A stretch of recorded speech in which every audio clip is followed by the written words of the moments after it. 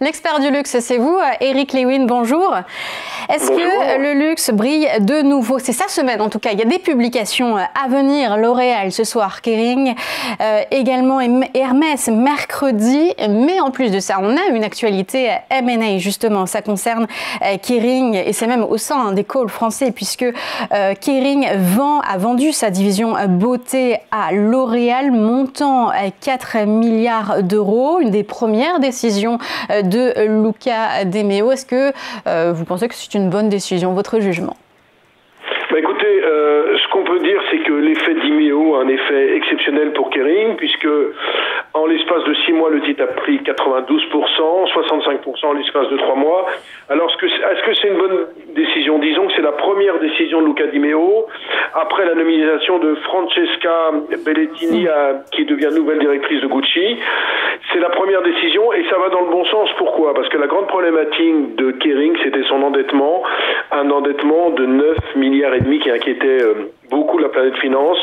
Et avec cette cession de la partie Kering Beauté, en fait, on va avoir un effet de levier qui va passer de 2,5 à 1,5. Je vous parle de la dette nette sur les l'EBITDA. Donc il y a moins de pression sur la dette de Kering. Et en plus, c'est assez bien vendu puisque c'est vendu 27 fois l'EBITDA. Donc ce qu'on peut dire, certes, Kering croyait à l'époque de François Pinault que la beauté allait être un axe de diversification, mais là on va dans le bon sens parce qu'on comprend que Luca de Meo va se recentrer sur quoi? Va se recentrer sur Gucci, alors que je vous rappelle que le premier semestre a été extrêmement difficile pour l'ensemble du groupe, moins 15% sur le chiffre d'affaires, une marge opérationnelle courante de 12,8, et donc oui, ça va dans le bon sens, même si cette décision est un petit peu une surprise quand même. Oui, mais tout de même, sur cette décision, dans le lot, il y a la marque Creed. Creed a été rachetée il y a 2 ans, même pas, 3,5 milliards d'euros. Donc c'est quand même une forme de perte assumée, là, de dire,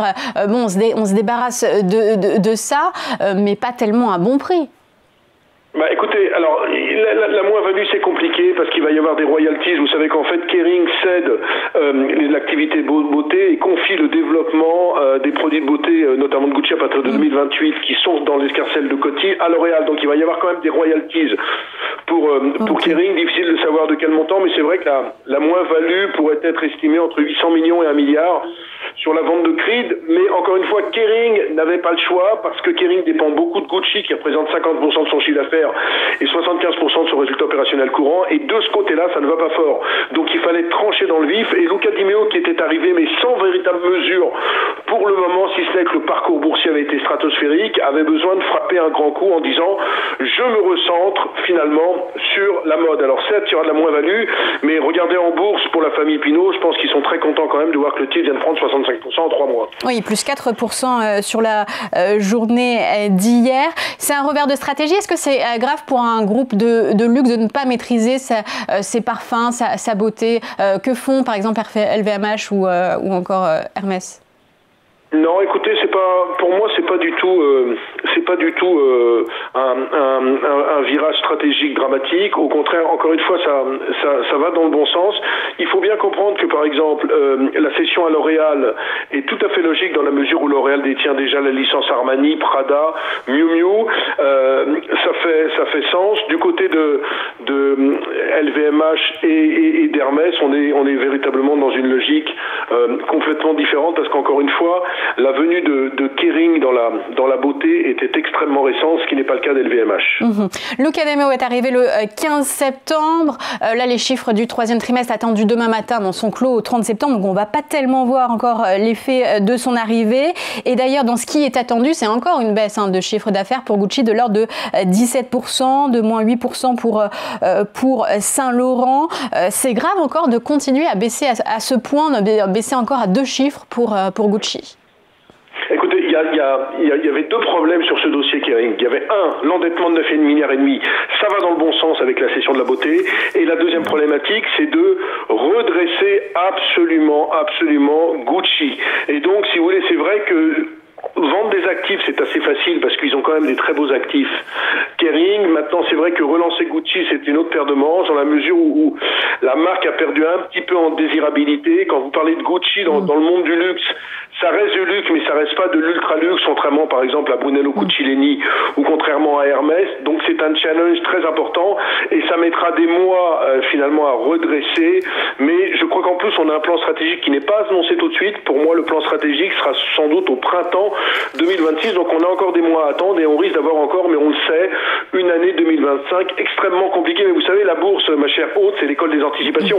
Et ce que je vous parlais des cours de bourse en introduisant ces propos, c'est que les cours de bourse ont flambé depuis 6 mois parce qu'on se dit que Luca Di Meo va réussir. On en est là, bien sûr, attention à la moindre déception en termes de stratégie. Le titre pourrait rebaisser fortement, d'autant plus qu'il n'est pas donné à 20-22 fois les bénéfices. Oui, le choix de l'homme a convaincu les boursiers. L'Oréal, c'était quand même sa plus grosse acquisition. La copie de son 3e trimestre devrait être comment? Est-ce que L'Oréal pourrait pâtir d'un ralentissement aux États-Unis?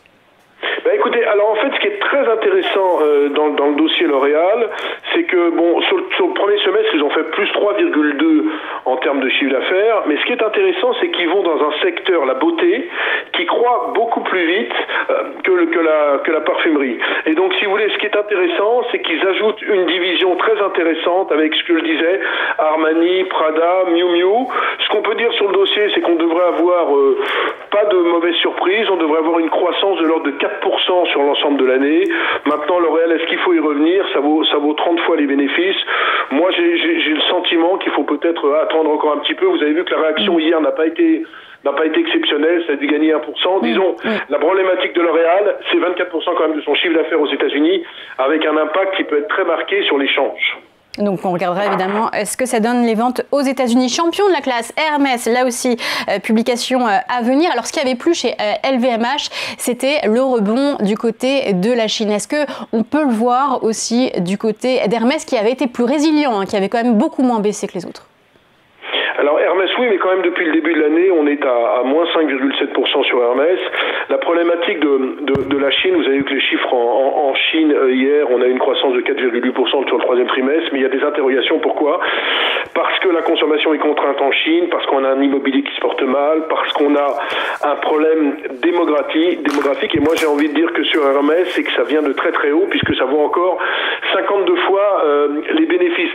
Ce qu'on peut dire quand même, c'est quand on voit la publication d'LVMH et surtout d'une petite boîte dont on parle très peu, qui s'appelle Brunello Cucinelli, qui est spécialisée notamment dans le cachemire et qui a réussi notamment sur le 3e trimestre à faire plus 11% et qui prévoit une croissance de 10% cette année et encore de 10% l'an prochain, on peut se dire que pour Hermès, peut-être que la publication risque d'être bonne si on suit les tendances de ces deux géants. Oui, c'est vrai, Brunello Cucinelli, c'est votre valeur coup de cœur, votre marque coup de cœur, mais il y a eu des résultats début octobre. D'ailleurs, on a dépassé le milliard d'euros de ventes sur les 9 premiers mois. On est quand même bien plus petit que pour Hermès. Donc, est-ce que ça peut être le prochain Hermès? Écoutez, Brunello Cucinelli, c'est 6 milliards de capitalisation boursière, donc ça reste quand même un petit groupe. Alors ils avaient été très embêtés il y a quelques semaines parce qu'on disait qu'ils continuaient à faire du commerce avec la Russie alors qu'il y avait un embargo en Russie sur les produits qui valent plus de 300 €. Donc il y avait une critique, c'est vrai que ça perd 12% en un mois. Ça reste un très beau groupe, ça vaut 40 fois les bénéfices et à terme, aussi bien Brunello Cucinelli qu'une petite entreprise italienne qui s'appelle Salvatore Ferragamo peuvent faire l'objet à un moment ou à un autre d'une OPA. On n'en est pas encore là, mais c'est vrai qu'on ne peut pas comparer Hermès et ses plus de 200 milliards de captés avec Brunello Cucinelli, mais Brunello Cucinelli demeure la pépite dans ce secteur du luxe transalpin. Voilà, c'était l'avis d'Eric Lewin. Merci beaucoup d'avoir été avec nous pour évoquer toutes ces valeurs du luxe. C'est toujours un plaisir.